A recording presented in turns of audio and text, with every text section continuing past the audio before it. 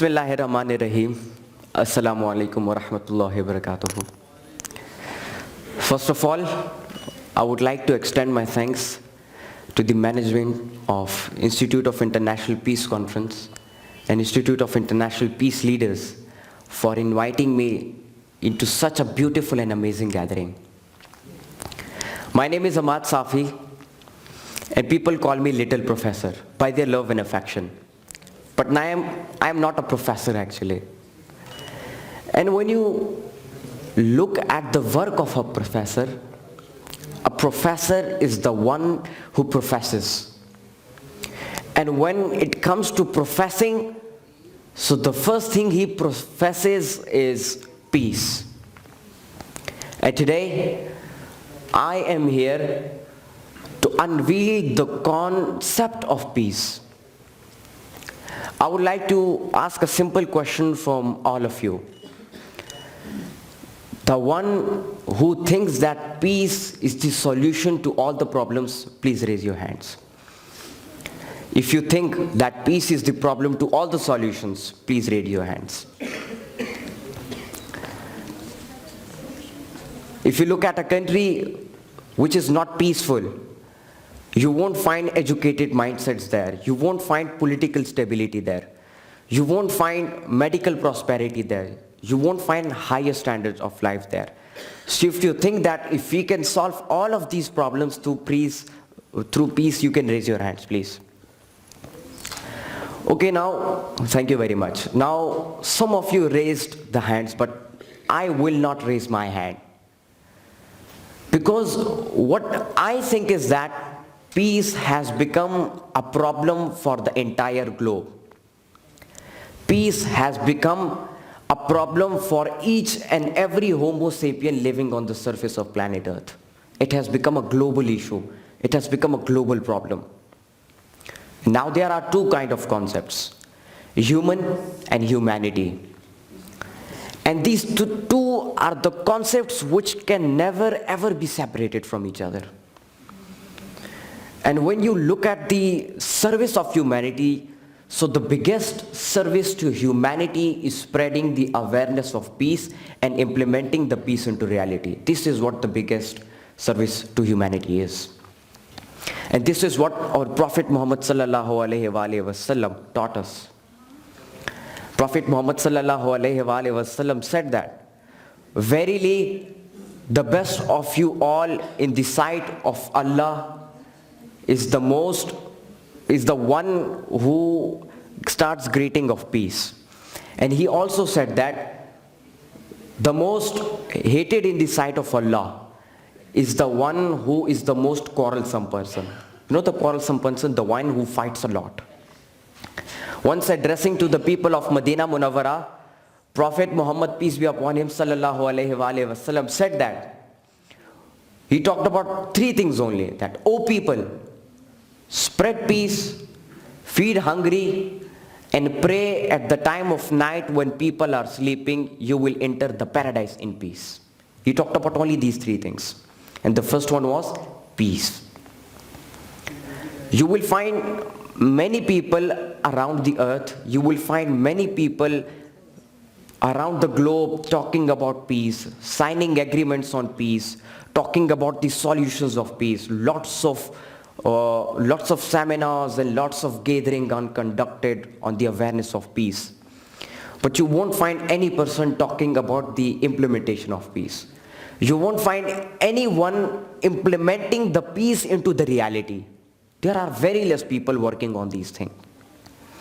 So I would like to congratulate the Institute of International Peace Leaders for conducting this seminar. And inshallah, I believe that we will spread a message from this platform that Pakistanis are peaceful.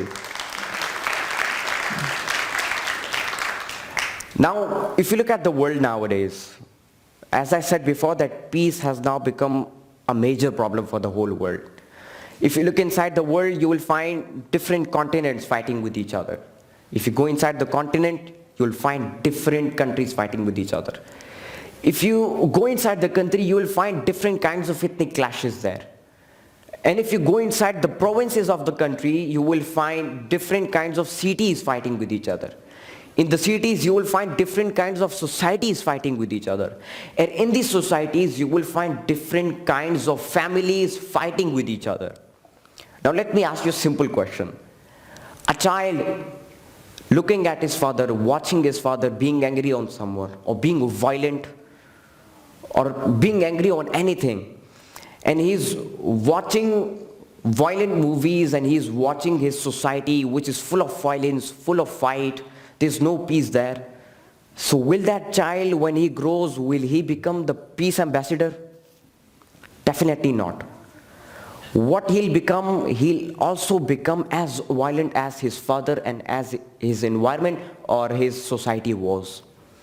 If you go around the society and ask any kind of child that who's your favorite superhero, he'll reply that Batman and Superman or Spider-Man. And when you go in the history of Batman and Superman, you will always find fight and violence and revenge and war. You won't find any child talking about Dr. Muhammad Iqbal as his inspiration. You won't find any child talking about Muhammad Ali Jinnah as his inspiration. You won't find any child talking about Ibn bin Arabi as his inspiration, who practically contributed into the physical world also and the virtual world also. Now, I have always said in my entire life, in my every speech, in my every interview and every documentary, that Batman and Superman are the fake heroes. The real heroes are the inspirational characters who really contributed for this world. Once a news agency from France came and they wanted to make a documentary on me. So even I replied to them, I said that Batman and Superman are the fake heroes. They asked me the question that, then who are the real heroes? I said Dr. Allama Muhammad Iqbal. I said Abdul Sattar Idi. I said Nelson Mandela, who really contributed for peace and who really contributed for the people living on the planet Earth. I said they are the real heroes. And then this line became an inspiration, a motivation for millions of children around the whole world, that yes, Batman and Superman are the fake heroes. Who are the real heroes? Real heroes are the one who are inspirational leaders, who are inspirational characters. Those are the real heroes. Now we all are talking about, the whole world is talking about peace and is talking about the solutions to peace. But you will find each and every person promoting violence instead of peace. Ask a child or ask a normal person that, what's your favorite category of movie? Action and adventure. Go inside the movies, you will find fight. Every single person is promoting violence instead of peace. And it is a very good thing that people are conducting programs for it. But what I think is that we are working on the peace on the top level. But what we have to do, we have to go on the base. We have to go on the nursery and we have to change the nursery if we want peace to be spread and if we want peace to be implemented in the world. We have to work on the base. Lots of people are there. Lots of people are there working on the top. You will find many international laws, many people working on it, many electoral resolutions made on it, but you won't find any practical implementation on it. Now, as I said before, that we are promoting violence. If you look at the electoral resolution, you will find people talking about increasing of the defense budget. You will find people talking about training the army to be more offensive. You will find people talking about war. You will find people talking about any kind of consequences, any kind of clash. Why not to be an optimistic and why not to bring an optimistic change? If you are talking about defense, if you are talking about the increasing the budget of defense, why don't we talk about growth? If you are talking about to be offensive, why not to be supportive? If you are training the army or if you are telling the people to be more offensive, why aren't we telling them to be more supportive so that we can go inside a country and we can change the education system of there, we can help them solve their problems and we can help them build their opportunities for themselves, or we can motivate them or inspire them into the practical world and into the virtual world. Why not to be supportive? We are talking about war, why not to talk about peace? Why not to promote peace? These are the things which we have to do. Look, this is a fact that you won't find any religion supporting violence. Take the example of Islam, take the example of Hinduism, Christianity, Sikhism, Judaism, Buddhism. You won't find any religion talking about promoting of violence. You will always find all the religions talking about peace and promoting peace, and Islam is the biggest example. If you look at the word Islam, it means peace, right? Islam is the code of life, where it has been told to the entire world, it has been told to the entire humanity that whenever you meet someone, first of all, the first thing you do is to say Assalamu alaikum wa rahmatullahi wa barakatuhu, which means peace be upon you or blessings be upon you.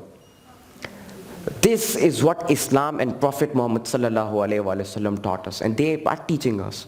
This is what Quran Majid is teaching us, to spread peace, to spread love and affection. Now, what I would like to say that if you want to finish violence and if you want to spread peace, we have to work on the base level. We have to start from home, because change starts from home. If you want to change the world, you have to change yourself. And if you want to change yourself, you have to change your thoughts, you have to change your perceptions. So first of all, we have to start from ourselves. If we become peaceful, if we start loving each other, what will happen? Our child, they will start looking at us that my father is helping him and he is peaceful and he is spreading love. So when he grows old, he won't be violent, but he'll become the ambassador of peace, and he will implement peace into the reality, and he will spread peace. So we have to work on the base level. We have to work on the nursery. If we change nursery, then we will be able to change the top, and then the peace will be spread in the whole world. Then peace will be implemented in the whole world, but we have to work on the base. We have to work on the nursery. Now, you can take the example of many peaceful countries. According to the Global Peace Index 2019, Iceland, Austria, and New Zealand got the top 3 positions in peace. But when you look at those countries, they implemented peace into the reality. Each and every person took a step forward to spread peace and to implement peace. And because of implementing peace into the reality, they do not have political instability more. They have political stability. They have economic growth. They have medical prosperity. They have higher standard of life. They have hygienic environment, and they have healthcare, and they are working on the educated mindsets, and they are working on each and every field which can help the people to move forward in their life. Now this is what we have to achieve, and this is what we have to work on. Now at last, I would like to give international community a message that instead of spreading violence and instead of just talking about peace, why not to get combined? Let's make a world where peace is the biggest priority. Let's make a world where we are promoting the blue ocean strategy. Let's make a world where happiness, laughter, and smiles are the ingredients of society. And inshallah, I believe that the young nation, not only the young generation, but the children and the elders, each and every person sitting in this hall, and each and every person who is present or not present in this hall, everyone will contribute into peace, and inshallah, we will spread peace in the whole world. May God give us the power, may God give us the knowledge and give us the hikmah so that we could spread the peace in the whole world. Jazakallahumul khair. Now, I brought my student Muhammad Idris here, and he's 7 years old, and I would like him to fight with fear and to face the audience. So I would like to invite him. He would like to share some few words with you all. Muhammad Idris. Yes. I can hold them. ठीक है, मैं कर दूंगा. That's no problem.